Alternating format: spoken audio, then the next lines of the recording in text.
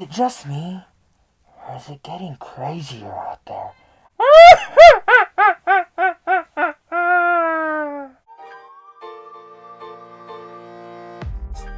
What's going on, everyone? Welcome to a brand new movie review. Today I'm going to be discussing Joaquin Phoenix's Joker. This film is, of course, directed by Todd Phillips and also stars Zazie Beetz, Robert De Niro, and Mark Maron.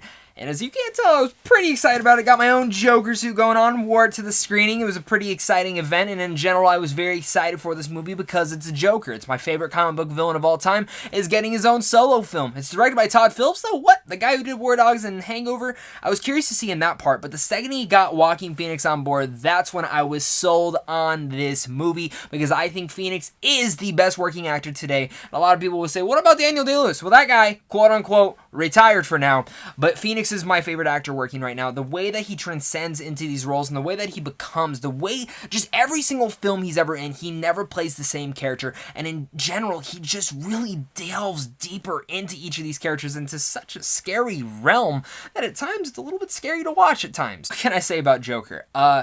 This is a deeply dark film. It's pretty damn raw at times and pretty hard to watch.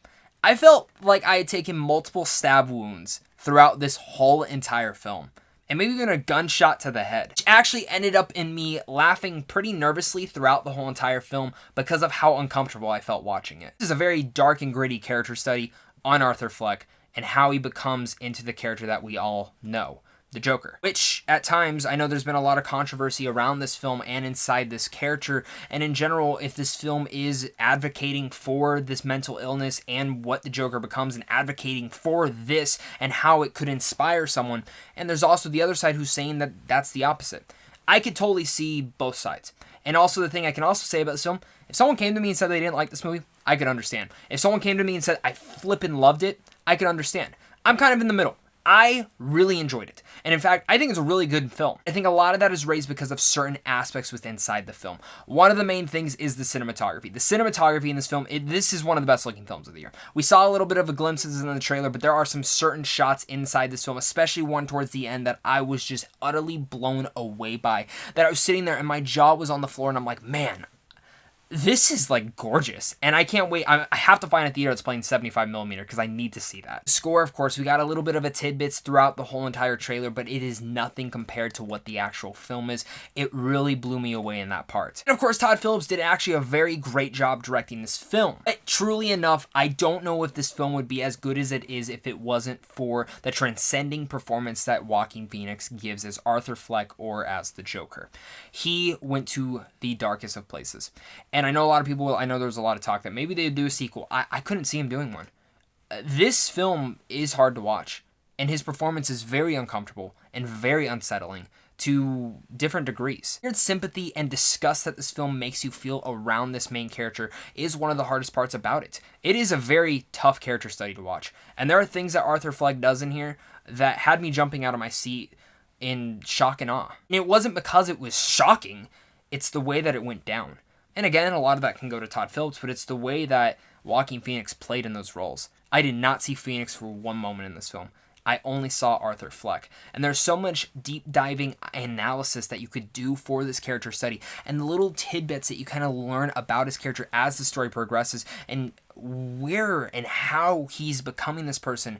But there's all these things surrounding him that really tackle it into that part. I think what the film does so great in that aspect is it's actually transcending me as well towards this dark space that Phoenix fell into. I truly felt those stab wounds throughout the whole entire film, like I was taking them, and it made me uncomfortable because I felt like I was becoming him, and in a sense transcending into that same position, that dark, deep dark space that Phoenix must have gone to play this character. We all know the Joker. He is a very deeply disturbing character, and this movie does not shy away from it. It actually tackles a lot of different issues in our society today that are horrific, that are very scary, and at times horrifying. I don't think it's necessarily what the film has to say, but what Phoenix has to say. He has one monologue in here that if the Oscars were tomorrow, I mean, I'm going to be shocked if the Oscar doesn't go toward him. I'm going to be completely shocked. I'm really going to be shocked if he doesn't get it. There's one monologue in here that I already know they're going to play at the Oscars. And it's a monologue that everyone's going to be talking about. It's towards the end of the film. And when he was going off about it, I was just like utterly just jaw on the floor, transcended into his performance, just staring at the screen, could not take my eyes off it, and that's something I couldn't do the whole entire film. I was so enwrapped with inside this movie. Like I said, I thought it was really good. And I think a lot of that falls on Phoenix's performance and a couple of the other tidbits that I mentioned, the cinematography, the score, and Todd Phillips' directing. The big issue that I actually did have with the whole film, especially upon thinking about it, is the script. I think the script is a little bit lackluster, and there are certain dialogue moments where I'm like, that feels like a first draft writing. Maybe it's not even just the dialogue at times, but it also, there's a little bit of a repetitive nature, especially in the middle of the film, where I kind of started to feel the pacing dragging a bit. This is going to happen to him, this is going to happen to him, and it actually ended up being a little bit more predictable than I thought. Though it was predictable, I was still engaged the whole entire time, and it is all because of Phoenix. Before I give you guys my final thoughts on this movie, make sure to hit that like and subscribe where I do tons of early movie reviews like this on a daily basis, talk all sorts of geeky content, and I will be ranking every single actor who has played the Joker this weekend, so do not miss out for that video. Make sure to hit that like button, hit that subscribe button, and that notification bell. And of course, guys, if you guys want to check out movies early like the Joker, make sure to go over to Cinematography Films down below, because we were actually handing out tickets for this, but some of you guys didn't go get them. So make sure to go check out that website down below. And of course, guys, thank you to all my Patreon supporters, because without them, I wouldn't be able to do this. I said, The Joker is a deeply disturbing, uncomfortable film to watch. It is not for everyone, and I know it won't be.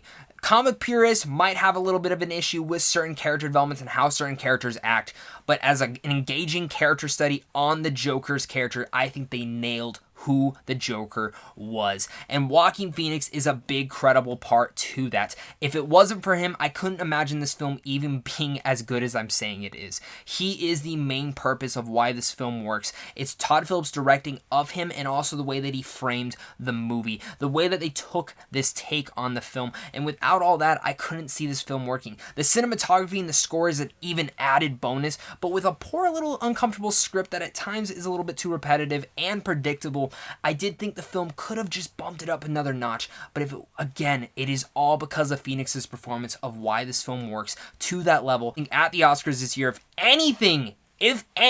any award goes home from this film, it has to be to Joaquin Phoenix. I would be shocked if it doesn't. He went to such another layer of deep darkness I haven't seen anyone go to since Heath Ledger. With all that said, I'm going to give The Joker a B+. Let me know what your guys' thoughts are on this film. Have you seen it yet? Have you not? Let's talk about it down below in the comments, guys. Again, make sure to hit that like and subscribe button. Check out Cinematography Films. Thank you to all my Patreon supporters, guys. And of course, until next time, stay classy.